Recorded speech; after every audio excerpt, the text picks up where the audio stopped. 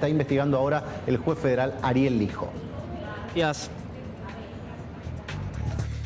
Vamos a retomar un tema que es el de la devolución del IVA. El gobierno nacional puso fin a la devolución del 5% del IVA para compras con débito. Recibió críticas, pero también yo incluso hablando con funcionarios del gobierno anterior me decían no gravita tanto, no es algo tampoco para horrorizarse, pero algunos también decían que con una economía en negro muy importante, con poca gente, habrá que verlo, vamos a hablar con nuestro invitado que usa medios electrónicos, con un IVA muy alto, uno de los pocos incentivos contra eso era esta devolución y eso se elimina. Le preguntamos a Fausto Espotorno, que es economista, tenemos el gusto de recibirlo. Gracias por venir primero. Buenas tardes. Gracias por la invitación. Una primera lectura sobre esta medida del gobierno. A ver, la verdad es que yo creo que lo que el gobierno está tratando de hacer es bajar gastos en todo lo que puede, aunque esta medida es una suba de impuestos, realmente. Aunque desde el punto de vista del presupuesto se entiende como una baja de gastos porque el gobierno lo cobraba y después lo devolvía, entonces lo ve como una baja de gastos, pero en realidad es una suba de impuestos. A ver, fiscalmente tiene impacto muy chiquito, económicamente es muy chiquito, estamos hablando de que el año pasado estará alrededor de 6.500 millones de pesos. Es muy chiquito, tengan en cuenta que el consumo en Argentina en total está en el orden de los 4 billones de pesos, o sea que esto es muy, muy poquito. ¿Por qué es muy poquito? Porque originalmente esta medida se puso para contrarrestar dos temas. Después del corralito, había impuesto al cheque y corralito. Que la gente se bancarizara en esas condiciones era muy difícil, después de que te habían sacado los depósitos, de que encima cada vez que depositabas te cobraron impuestos. Esta medida se puso como un estímulo a la bancarización y al uso de pago electrónico. En parte esta medida iba perdiendo fuerza por dos razones. En primer lugar, porque los pagos electrónicos se diversificaron mucho. O sea, no es que solamente usamos tarjeta de débitos para pago electrónico. Hay un montón de empresas hoy en Argentina, empresas argentinas importantes que tienen sus propias plataformas de pago. Se está diversificando mucho y la verdad es que por ahí hubiera sido más justo que no solamente se aplicara el débito, sino las demás. Y el segundo punto es que tenía un límite de 1.000 pesos y como eso no se ajustó, cada vez era menos lo que... Así es. Laurenzo, él es el vocero de la CAME, para saber cómo se tomó desde la Cámara esta decisión de eliminar la devolución del IVA a las compras con tarjeta de débito. Muy buenas tardes, Yanina Álvarez e Iván Chadorgi los saludan. ¿Cómo le va? Hola, ¿qué tal? Buenas tardes, ¿cómo va? Bueno, la idea es saber cómo se tomó desde la CAME esta decisión y en qué afecta. Bueno, la verdad que fue una decisión sorpresiva. Realmente no creíamos que iba a ser prorrogado como todos los años. A nosotros nos toma con preocupación porque en definitiva, en nuestra opinión desde CAME, pensamos que es un instrumento de estímulo al consumo con tarjeta de débito, pero es un estímulo al fin. Ya que termina para el que trabaja, para el que le dan el sueldo y acreditan en una cuenta bancaria o al propio jubilado, es una forma de incentivar a que utilicen esta tarjeta de débito que al fin de mes le implicaba un reintegro de unos pesitos que le venía muy bien como para por lo menos agrandar ese poder de compra que tiene un salario bastante castigado y que además nosotros necesitamos generar instrumentos de incentivo al consumo, no quitarlos. Y además también la otra reflexión que nos parece que esto se había creado para alentar el trabajo formal, las ventas formales, y al quitar este reintegro, bueno, en definitiva pone a la par entre el informal y el formal, cuando en realidad es tan necesario empezar a erradicar de una vez por todas este comercio ilegal que tanto nos está invadiendo no solamente en la ciudad, sino a nivel país. Laurenzo, si el incentivo, que era este 5%, era bajo, digo, hay algunas opiniones respecto a eso, una posibilidad podría haber sido subirlo en lugar de eliminarlo. Le pregunto primero si eso era una posibilidad. La segunda pregunta es en torno a ¿cuál es el impacto real en la pequeña y mediana empresa de esta medida que tomó el gobierno? Mire, el impacto real todavía no lo sabemos, no sabemos cómo va a responder este usuario que ya no va a tener el incentivo de pagarnos con tarjeta de débito. Respecto a... Nosotros consideramos que cuanto menos carga fiscal tenga el producto, o por lo menos tenga el consumidor, más incentivado va a estar para seguir consumiendo. Va a tener un salario cada vez más grande, ¿no? Es lo mismo que la reforma de ganancias en el salario. Le da mayor capacidad de compra el hecho de que le retengan menos impuestos. En este caso sería lo mismo, si en lugar de quitarlo hubiéramos por lo menos no 5 puntos, que sean 10 puntos de reintegro, en definitiva iba a haber mayor inclinación a pagarnos con tarjeta de débito, pero además a consumir. ¿Por qué? Porque en definitiva el precio del producto va a ser más barato. Lorenzo, gracias. Gracias a ustedes. Seguimos con Fausto Spotorno. Había yo creo recordarlo vagamente, y si me estoy equivocando, que me corrijan, pero que el gobierno ha dicho que iba a bajar el IVA, y esto, como vos bien decías, de alguna manera más bien parecido a subirlo. ¿Por qué ocurre? Mira, yo creo que... Del lado del gobierno, te digo, perdón la interrupción. Sí. Yo trato de pensarlo, soy Nicolás Dujovne o Luis Caputo o alguien del equipo de Hacienda. ¿Por qué hago esto?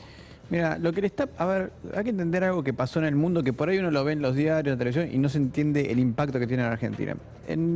Cuando ganó Trump las elecciones, Trump había dicho que él iba a aumentar el gasto de infraestructura, iba a bajar los impuestos, y eso, para cualquiera que mire la realidad, es Estados Unidos va a aumentar el déficit fiscal. O sea, va a recaudar menos y a gastar más.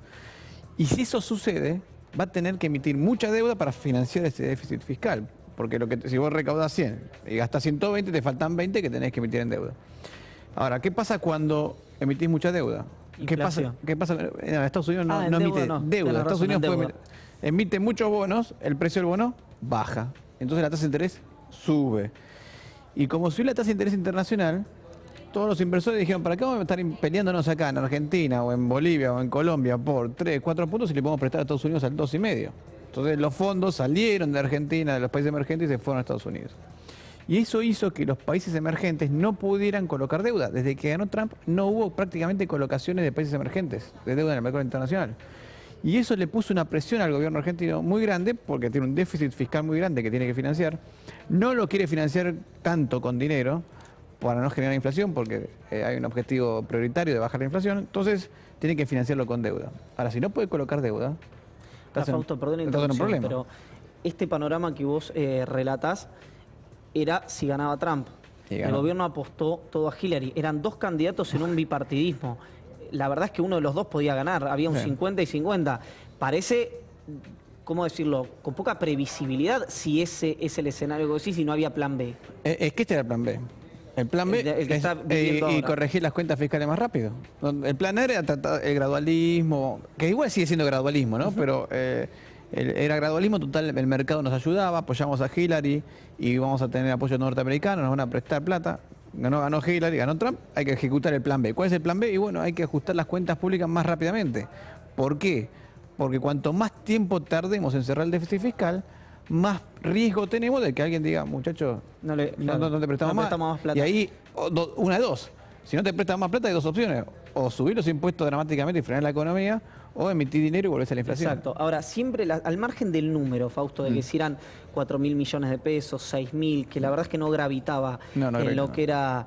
en lo que eran las cuentas públicas, siempre parece que es para el mismo lado. La sensación siempre es que los que tenemos que ajustarnos, los que tenemos que pagar el ajuste fiscal, somos los consumidores, las pymes, las empresas, y que, bueno, un lugar común, pero quienes más dinero tienen o más posibilidad de ajustarse tienen, las grandes empresas, los bancos, etcétera, etcétera, etcétera, no tienen que hacer este esfuerzo, sino que lo tiene que hacer el contribuyente. No es tan así. En realidad, estoy de acuerdo que siempre ajustan lo mismo, pero vas al sector privado, en las grandes empresas te pasa lo mismo.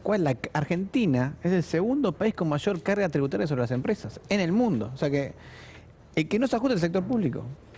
Ahora, ¿qué pasa?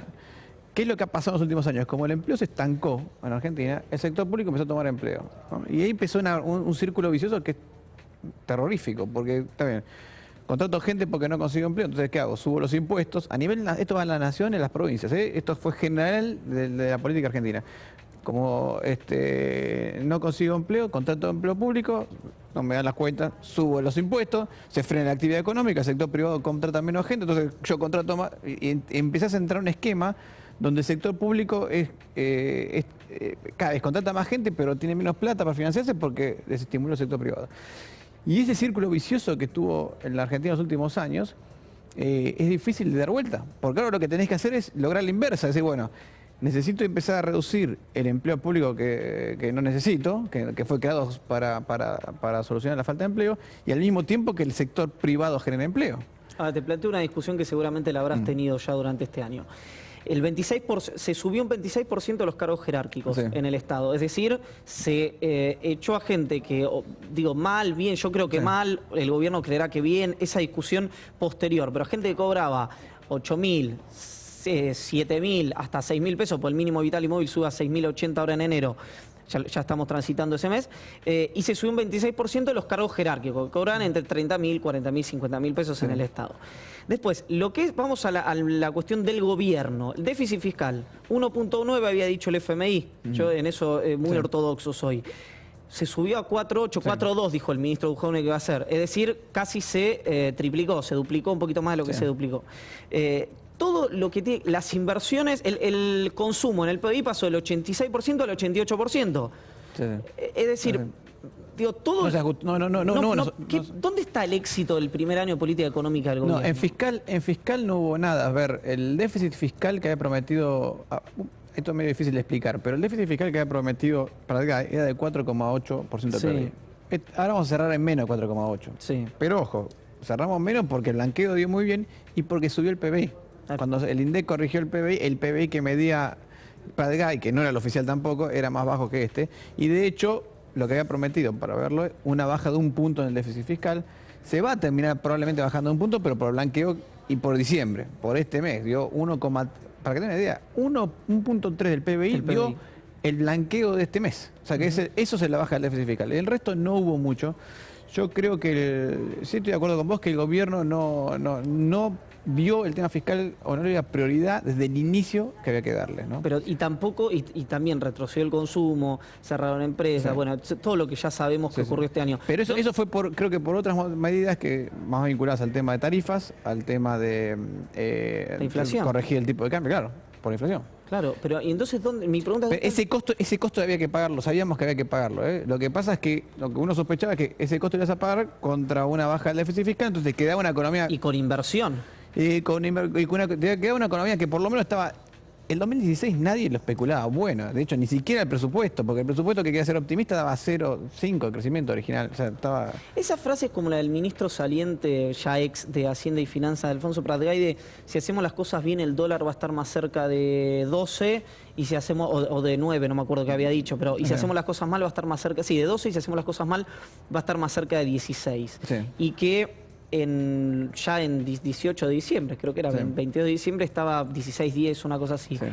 Y los precios, nos dimos cuenta que estaban al oficial, el 90%, 98%. ¿Son promesas de campaña o realmente, vos que a lo mejor lo conocés más que nosotros, creía eso el ministro o el equipo económico? A ver, es muy difícil, porque generalmente el ministro de Economía tiene que decir cosas buenas, o sea, no va a decir, no, la inflación va a subir, porque salimos todos a los botes. Entonces, el ministro de Economía siempre trata de ser lo más optimista posible para generar alguna expectativa positiva. Yo creo que ese es el punto clave, es cómo se actuó en ese momento. Pero sí estaba claro que cuando vos corregías el tipo de cambio, corregías tarifas, la inflación te iba a subir. Eso no, yo creo que nunca tuve dudas de eso desde el día 1. Y que la actividad económica se iba a frenar, Ahora, lo que tenemos que preguntarnos es, ¿pagamos estos costos? Fenómeno. Son costos que había que pagar y lo sabíamos porque lo iba a pagar Scioli, lo iba a pagar Macri, cualquiera lo tenía que pagar. Ahora, la cuestión es que esos costos generen los beneficios hacia adelante, ¿no? Yo creo que en muchos aspectos se van a generar, energía va a haber inversiones, el agro va a haber inversiones y algo la economía va a crecer. Lo que pasa es que hacerlo gradualmente implica que todos los años tenemos que estar pagando algún costo y obteniendo algún beneficio. Claro. Muchísimas gracias por haber venido. Gracias, un tema Fausto, que seguramente será debate y tema en las próximas horas. Nosotros nos vamos rápido.